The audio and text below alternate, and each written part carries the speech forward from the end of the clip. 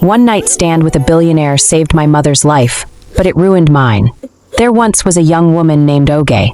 Her name meant time because her grandmother said she was born at the perfect time when the morning star was brightest. Oge had the most beautiful smile in her village, and her eyes sparkled like stars in the night sky. But Oge was very poor. She lived in a tiny house with her sick mother Mama. Every day, Oge walked many miles to work as a cleaning lady in a huge mansion. This mansion was so big that it had more rooms than there were days in a month. It belonged to a very rich man called Chief Emeka, who had so much money that he could buy 100 cars if he wanted to. Oge worked very hard. She swept the floors until they shined like mirrors. She washed the dishes until they sparkled like diamonds. She cooked food that smelled so good it made everyone's mouth water. Even though she was tired every day, she never complained because she needed the money to buy medicine for her sick mother. "Oge, you are too beautiful," said Adana, another maid who worked in the mansion. "The way you smile, the way you walk, the way you talk so nicely to everyone. It makes us other girls feel jealous." But Oge just laughed kindly. "Beauty is not just about how you look," she said. "Beauty is about how you treat people and how hard you work." The rich men's dinners. Every Friday night, Chief Emeka invited his rich friends to eat dinner in his mansion. These men were so wealthy that they owned big companies, tall buildings, and fancy cars. When they came together, they talked about money the way children talk about toys. Whenever Oge served them food and drinks, all the rich men would stop talking and watch her. She moved like a graceful dancer, spoke softly like a gentle breeze, and treated everyone with respect even though they were much richer than her. Among these rich men was the youngest one. His name was Chike, and he was only 28 years old, but he had more money than men.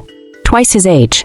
He was handsome like a movie star, with a smile that could make any woman's heart skip like a jumping rope. But there was something in his eyes that wasn't quite right, like he thought money could buy anything in the world. For many months, Chike watched Oge. He noticed how she never asked for tips like the other maids. He saw how she helped old Mama Josephine, the cook, even when it wasn't her job. He watched how she saved every coin she earned, never spending money on pretty clothes or jewelry for herself. "That girl is different," he told himself. "She's not like the other women who throw themselves at me because of my money." The devil's offer. One rainy night, when thunder rolled across the sky like angry drums and lightning flashed like angry spirits, Oge was cleaning the dining room alone. All the other maids had gone home, but she stayed late because she needed extra money. Her mother's cough was getting worse, and the village medicine man said only expensive hospital medicine could save her. Suddenly, Chike appeared in the doorway like a shadow.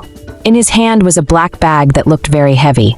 "Oge," he said in a voice as smoothly as honey, but as dangerous as a snake's whisper. Oge looked up from polishing the table, her heart beating fast like a frightened bird's wings. "Good evening, sir. I didn't know you were still here. I stayed to talk to you." He walked closer, and Oge could smell his expensive perfume. "I know about your mother." The cleaning cloth fell from Oge's hands. How did this rich man know about her family's troubles? "She's very sick, isn't she?" Chike continued. "The doctors at the big hospital could make her well again. But hospital medicine costs a lot of money." Tears started to fill Oge's eyes like water filling a cup. "Yes, sir. But I'm working hard.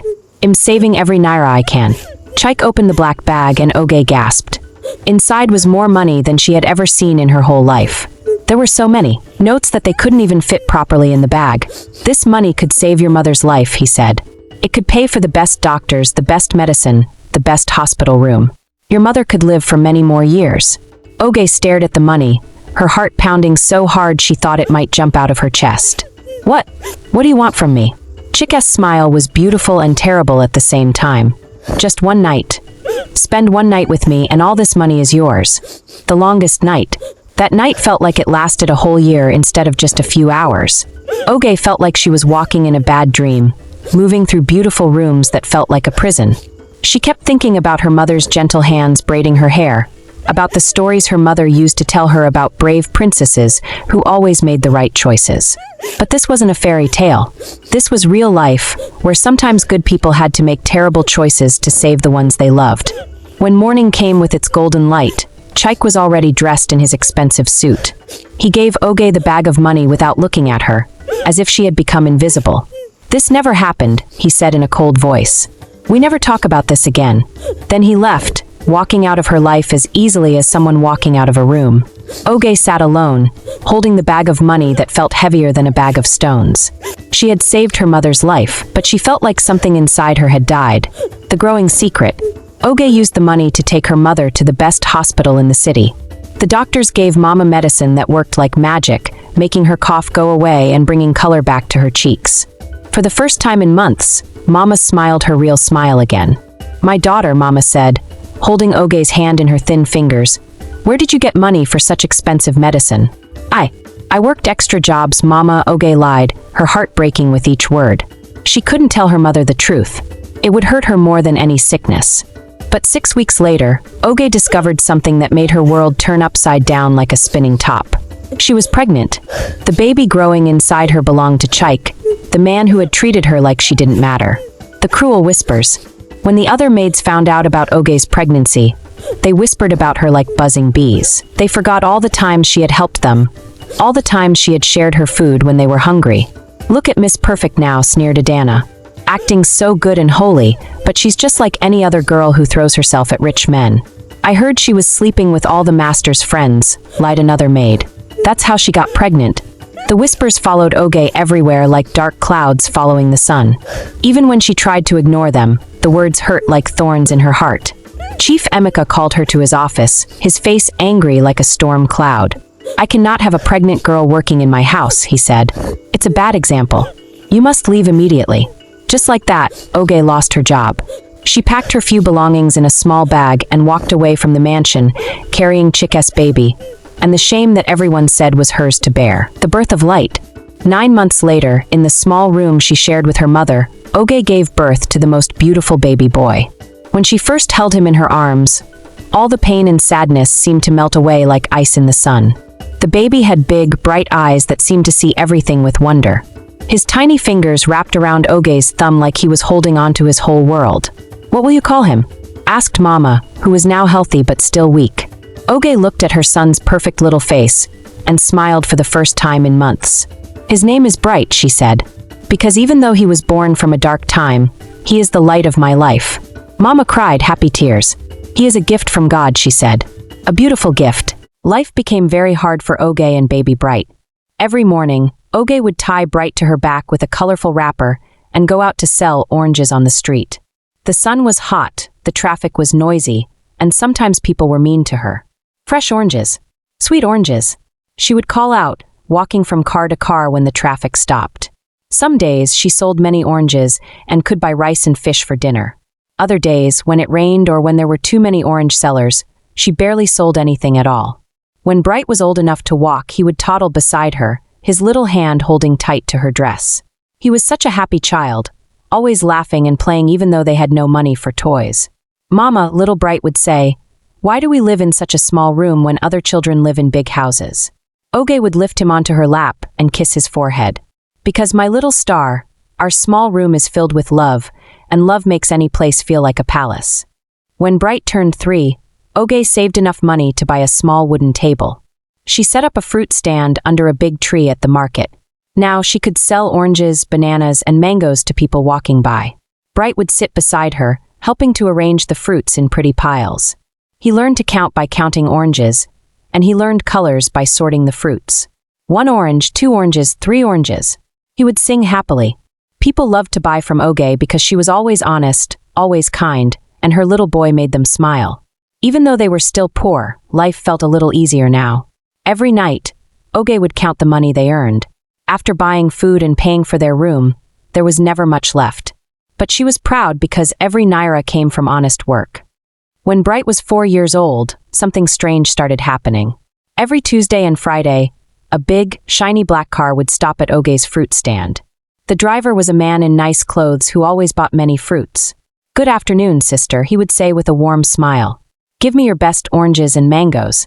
He always paid with new, crisp money and never asked for change, even when Oge tried to give it to him. He was polite and kind, but Oge couldn't understand why such a rich man would buy from her small stand when there were bigger, fancier fruit sellers in the market. "Mama," Bright said one day, "I like the nice man in the big car. He has kind eyes like you."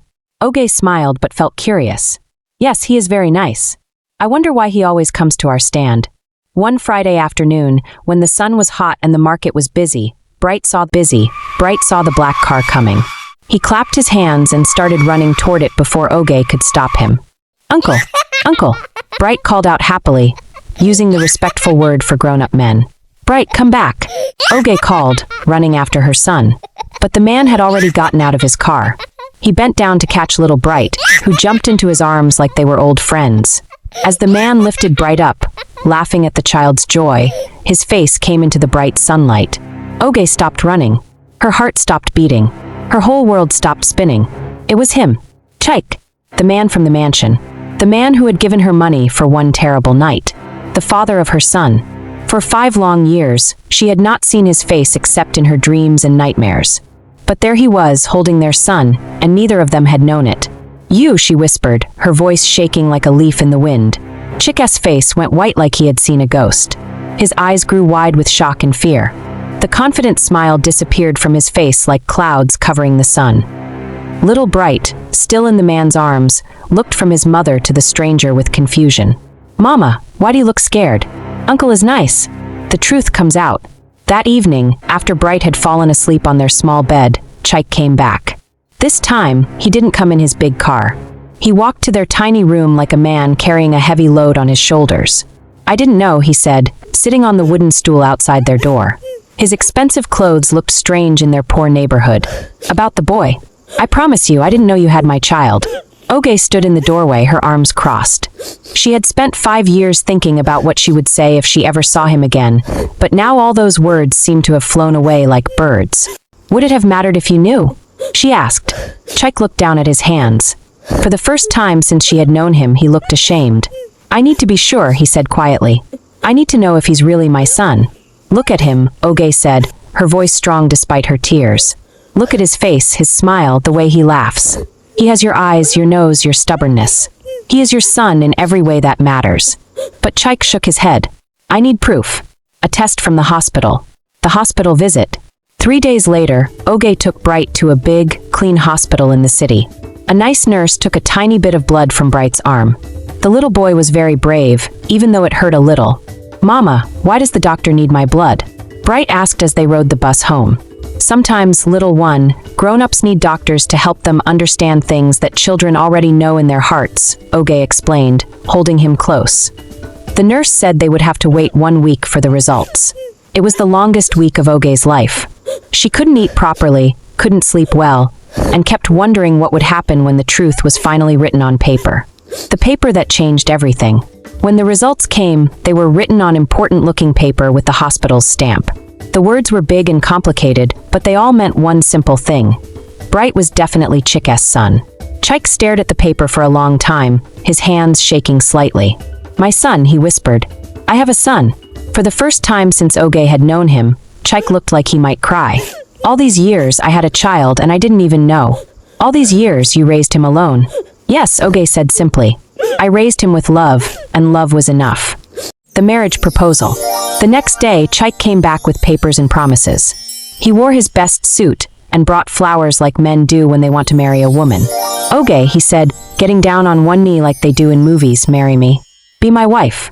I will give you everything, a big house, beautiful clothes, servants to cook and clean for you. Bright will go to the best schools, have the best toys, and wear the best clothes. You will never be poor again." All around them, neighbors had gathered to watch. They gasped and whispered excitedly. After all, how often does a poor fruit seller get proposed to by a billionaire? But Oge looked down at this rich, handsome man kneeling in the dust of her neighborhood, and something inside her felt sad instead of happy. "Stand up," she said gently.